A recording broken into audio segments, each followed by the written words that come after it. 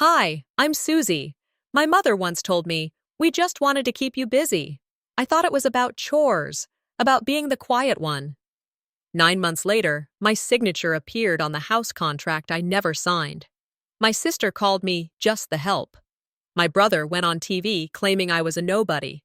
But the truth I uncovered, the ledger, the forged papers, the recording of my maybe just help around the house a bit to keep busy. That's what Mom had said. It was early spring 2022. The dogwoods were blooming like they always did in Georgia.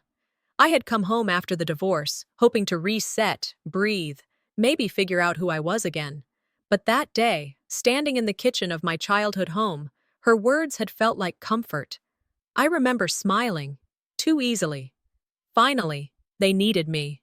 After everything. After being the one they never counted on for anything important, I was useful now. Not just tolerated, needed.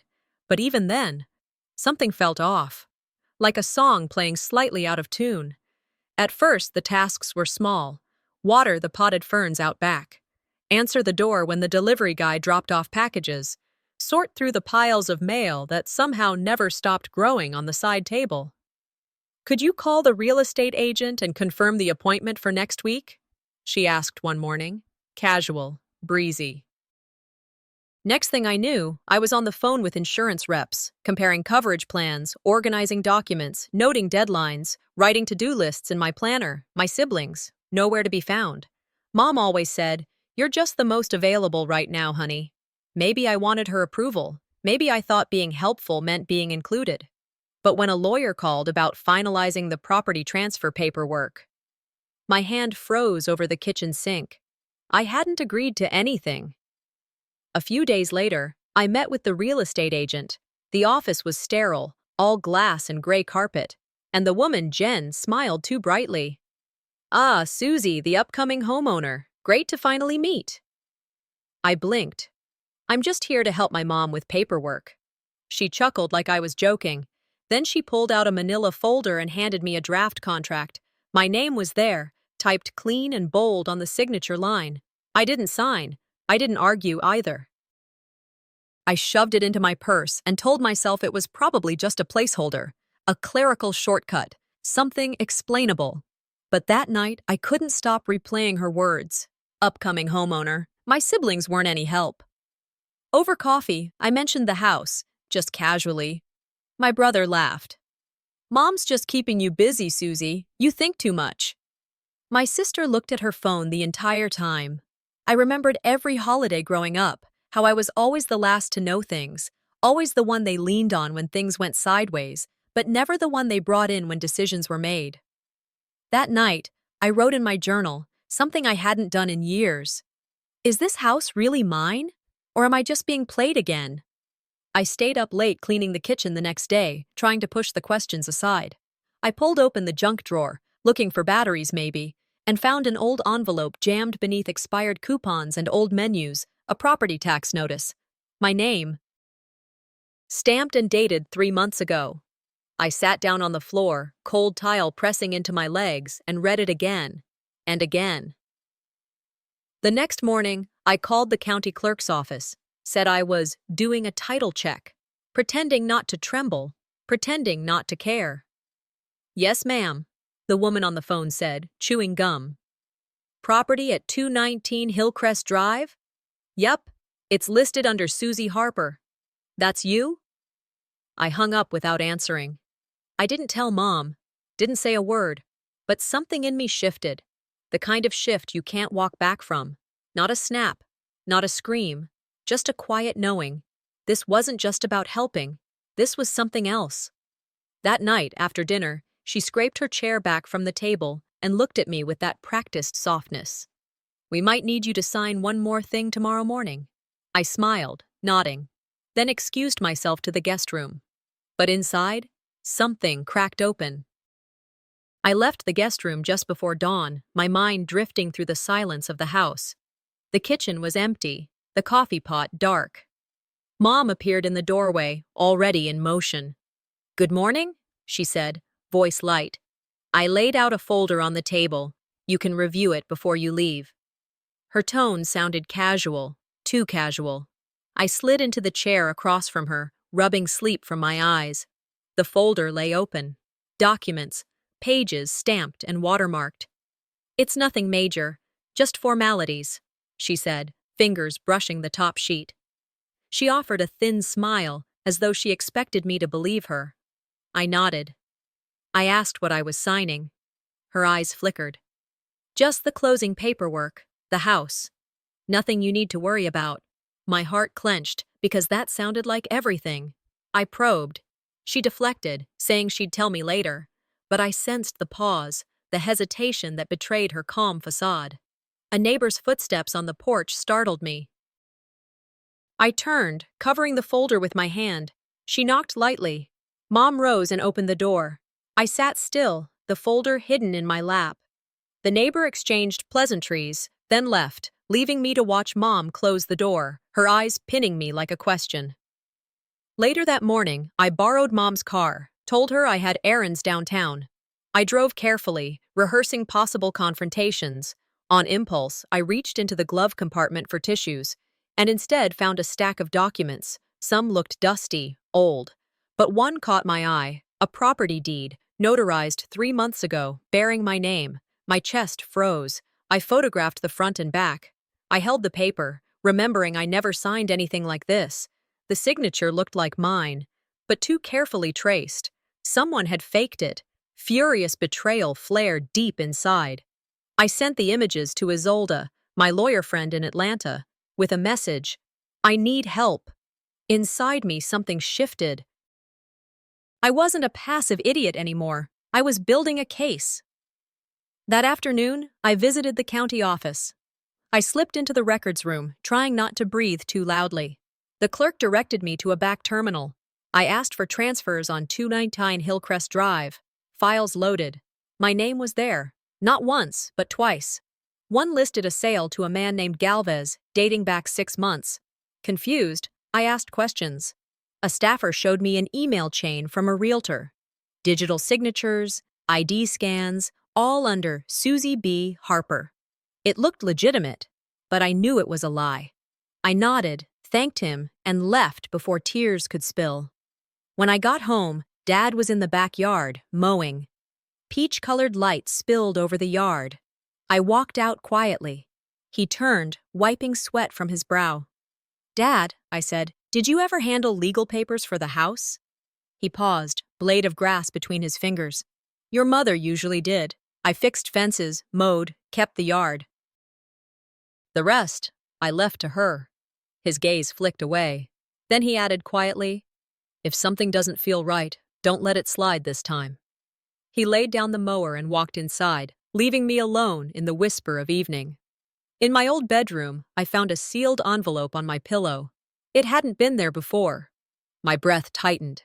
Inside, I found a pre-signed contract, bank transfer papers, escrow release forms, all bearing a signature I never gave.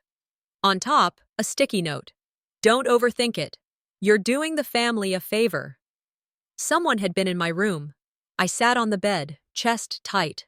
The house felt colder now, less familiar. I clenched the papers, resolved not to remain silent. Later, as I laid in darkness, my phone buzzed. An encrypted email with a link. I opened it. A screen recording of someone logging into the title transfer portal appeared, using the name Miriam Birch 1974. The timestamp read 2 days ago. I pressed back. Scenes flashed before me. Their planning, their lies. This wasn't accidental. It was orchestrated. I stared at the screen until the edges blurred. It was late morning when I pulled into the small gravel lot behind the county records office. I'd barely slept. My hands were still trembling from the email I got the night before, that login under my mother's name, the proof of premeditated fraud. I needed answers, real ones, no more family half-truths, no more pretending. The building was plain, square, quiet. A flag out front moved slightly in the breeze. I walked through the double doors, feeling the cold shift of air conditioning hit my skin. A man behind a glass window looked up, his eyes unreadable behind thick frames. "I'd like to pull records," I said. "For 123 Oakwood Drive." He raised an eyebrow. "Do you have authorization?"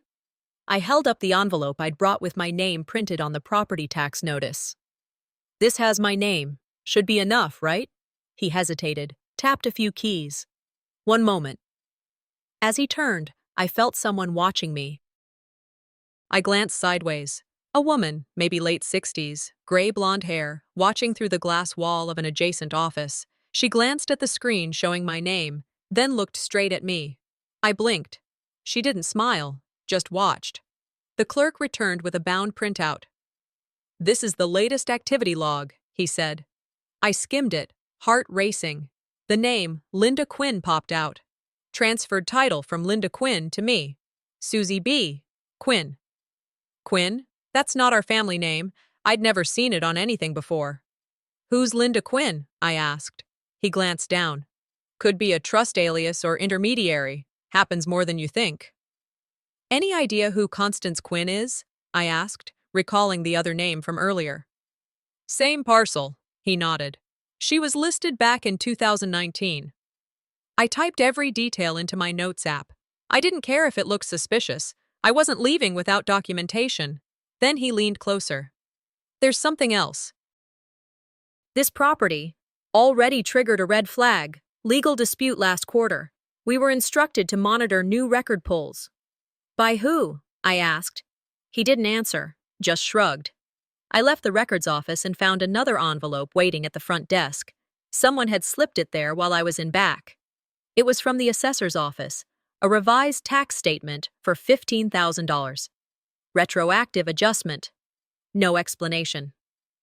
Back at the window, I demanded answers. The clerk sighed. That request came with full credentials. I pulled into the driveway in late afternoon light. My chest felt tight, memory slow. From the county records, I drove home thinking about the names in those documents, the forged signatures, the gaslighting. I rehearsed questions. Why did you do this? What did I ever do to deserve being hidden?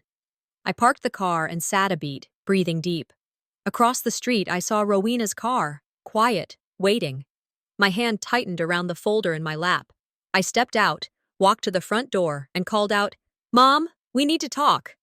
Her office was quiet when I entered.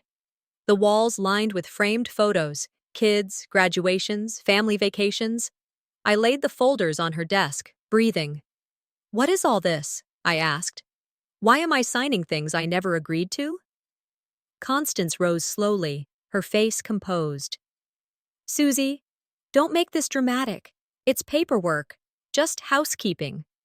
Her tone felt slippery. I couldn't let it go. "Why use my name without telling me?" I said, voice firm. She tried to reach, but I stepped back. The tension hung like dust. There was a knock. I froze. The door opened. Isolde stood there, holding a stack of documents. My heart lurched. She stepped in, pale but steady. She laid the papers on the desk, retention agreements, title edits, notes showing Cassian's involvement.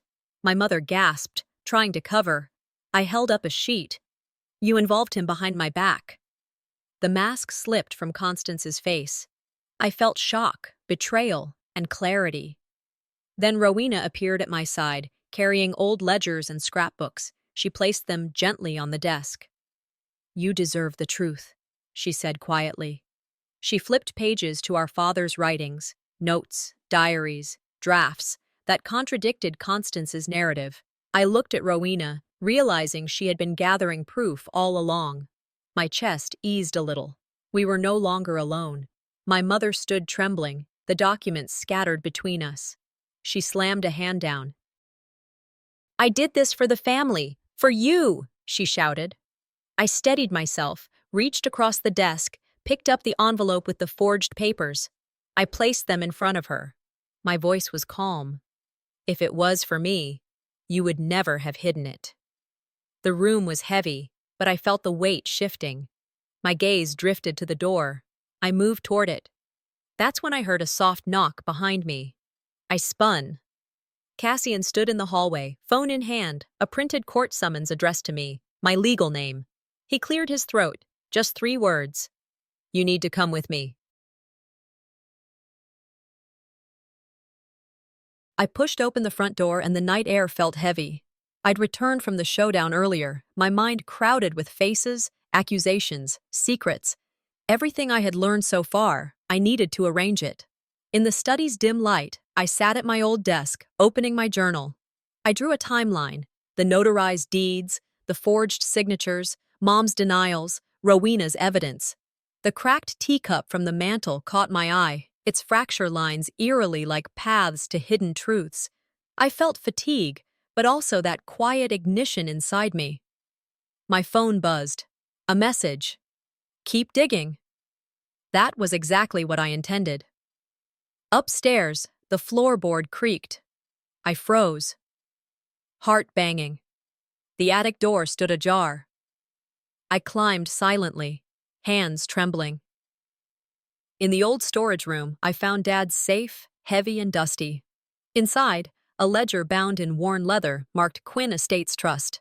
I flipped pages under flashlight. My name appeared in entries I'd never authorized, internal transfers, trusts, properties I'd never been told about. I pressed the shutter on my phone. My stomach lurched with betrayal. Later, I met Tessa in the den. She sat across from me, tear-shadowed. I found them, she whispered. She slid across a torn will page, a paper proving I was named as co-heir in Dad's original will, hidden away by Mom. My chest burned, grief and anger tangled. Tessa said she was afraid to tell me, but I needed that broken proof more than anything. She'd carried it quietly until now. That night, I stormed into Mom's office. Papers lay scattered. She spun in her chair. I held up the ledger and the torn will. Why hide this? Why bury my name so deep you never told me? My voice shook, but I refused to back down. She remained cool, bracing herself. It's complicated, she said. I thought it was for your own good. I pressed harder. Then tell me the truth. Silence grew heavy. I slipped back to my room, the ledger in my hands. My mind replayed my father's voice, childhood promises, Mom's half smiles. I questioned everything. Was I making too big a deal? Was I acting too soon? But the betrayal ran too deep. I vowed not to be sidelined. I would not walk away. Near midnight, my phone buzzed. A call from county security. Miss Quinn, your name just flagged in an internal review. Come in tomorrow at 8. My throat tightened. I said yes.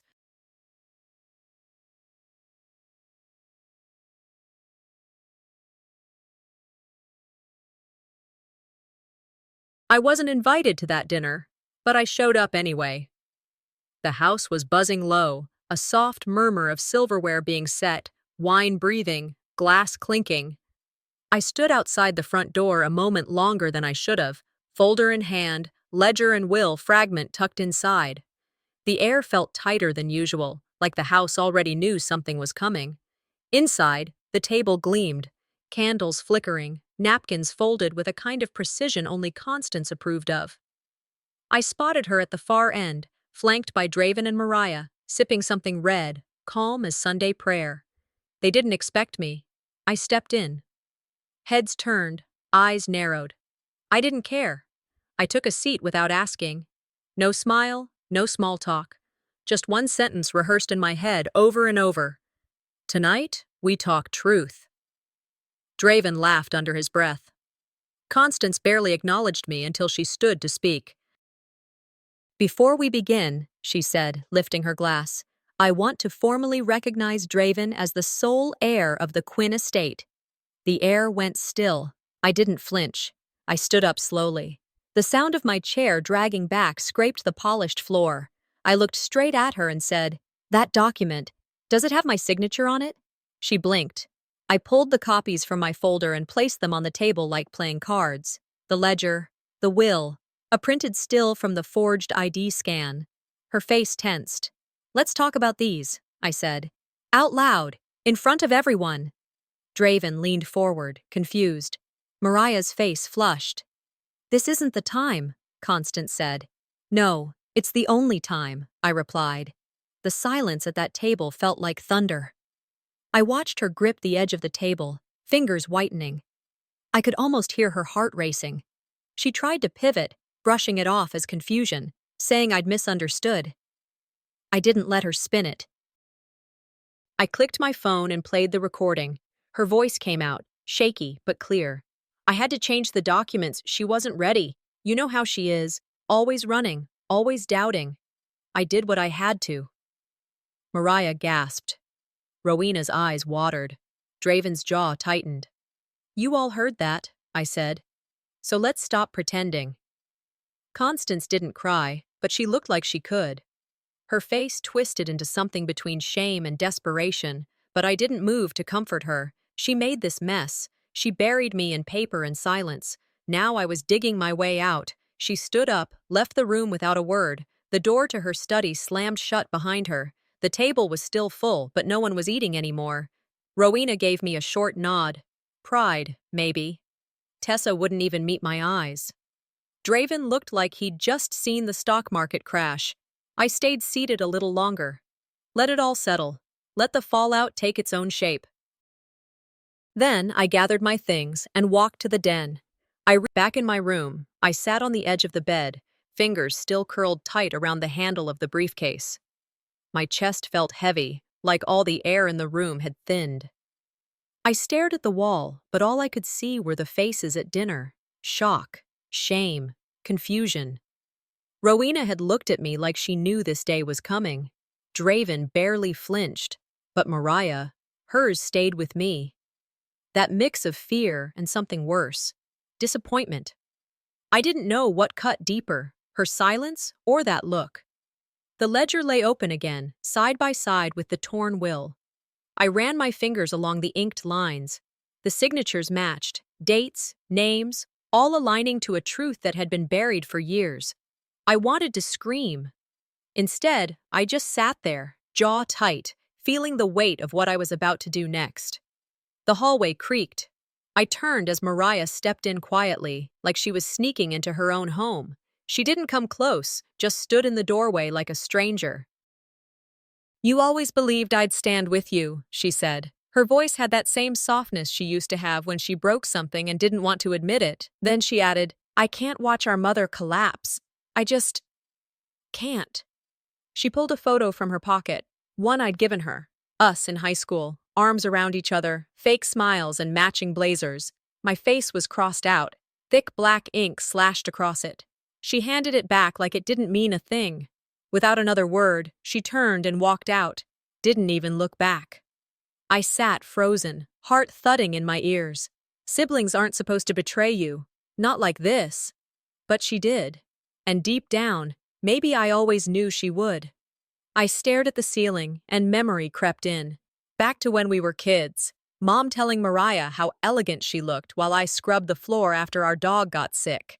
The time I stayed up all night finishing a history project, and she presented it like it was hers. She got the award. I got a pat on the back, and when I looked to Mom, all she said was, "That's what sisters are for." I used to believe her. I walked over to the window. The moonlight hit the shelf where the old teacup sat. Cracked, dusty, forgotten. I whispered, "If you won't stand with me, I'll stand alone." My voice didn't shake. Not this time. I started packing. The folder, the photo, the copies. I placed them in the briefcase carefully, like loading weapons for war. I opened my laptop and drafted the email. The press needed to see this. The world needed to. I wrote every sentence with the... I pulled into the parking lot at 6:58. The sky was still gray, not yet morning, not quite night. I sat for a second longer than I needed, staring out at the empty curb. No reporters yet, no flashing lights, just the hum of fluorescent fixtures inside the law office. At 7 sharp, I stepped inside. The county security director stood waiting, polite, no smile.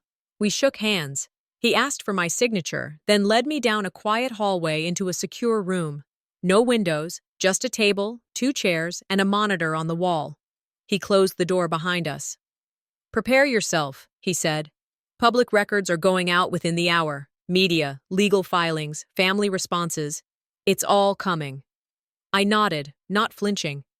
This is my life we're defending. I placed the briefcase on the table and opened it. The ledger, the recording device, printouts of the manipulated wills and statements.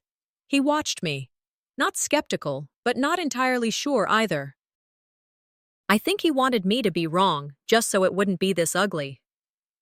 15 minutes later, a news alert buzzed on his phone. He tapped the screen, turned the monitor toward me, and clicked play. Draven. On live broadcast. Standing next to Constance, clean-shaven, wearing Dad's old cufflinks. The anchor introduced him as the legitimate heir to the Quinn estate. Constance smiled beside him, serene, polished, not a trace of hesitation in her voice as she called him a natural leader and the continuation of everything this family built. Not once did they say my name. I didn't move, just watched. My throat didn't tighten, my hands didn't shake. But something inside pulled taut, like a rope reaching its last inch. I took out my phone and hit record. Every word, every frame. I wasn't going to let it pass undocumented. The director stood beside me. "You still have a chance," he said. "We can fight this, in the interest of fairness." He meant it. But fairness and family rarely breathe the same air. Then he handed me a USB. "You should see this." The moment the file opened, I knew it wasn't just strategy anymore. It was truth. Constance's voice came first, calm, deliberate. The video played her admitting to edits, timing changes, moving assets temporarily to preserve image. No hesitation. Her face looked straight into the camera. "The title in Marla's name is provisional," she said. "It allows flexibility, avoids inheritance red flags." I asked for the file details. He showed me timestamps, IP addresses tracing back to our estate server. The chain of custody was solid. "This will hold up," he confirmed, "and we'll be distributing it to press in the next hour." For a minute, I didn't speak. I just watched that video. A week had passed since the courthouse confrontation. The noise of it all, the headlines, the talk shows, the endless opinion pieces, had begun to fade. People had chosen their sides, but more than not, they chose mine. It was strange to be called brave by strangers. They clipped my words from the lobby that morning and replayed them like slogans, turning my quiet sentences into something bigger than me. I walked through the empty house one evening, the echo of my footsteps where furniture once stood. I held the original contract in my hands. My name, clean and clear, printed where it should have been from the start. The estate was legally mine now. But it didn't feel like victory. It felt like standing at the edge of a field after a storm, surveying the damage. On the dining table sat an envelope, no stamp, just my name, written in my mother's hand. I hadn't opened it yet. Every night I'd walk by it, fingers brushing the edge, but I left it sealed. Some truths needed their own timing. The doorbell rang the next morning. Mrs. Alvarez from next door stood with a tray of food. "You deserved better," she said, squeezing my arm. Behind her, two more neighbors held flowers, a small card tucked between the stems. Inside it read, "For the girl who didn't stay quiet." Later that day, I opened another envelope. This one from a stranger. A woman who'd gone through her own family's betrayal wrote me pages of her story. I sat at the kitchen table and read every word, tears slipping quietly down my face. Not the raw pain of last week. This was different. These were tears of recognition. I picked up my phone and pressed record. "What happens when the quiet one speaks?" I said into the mic. The first line of what would become my first podcast.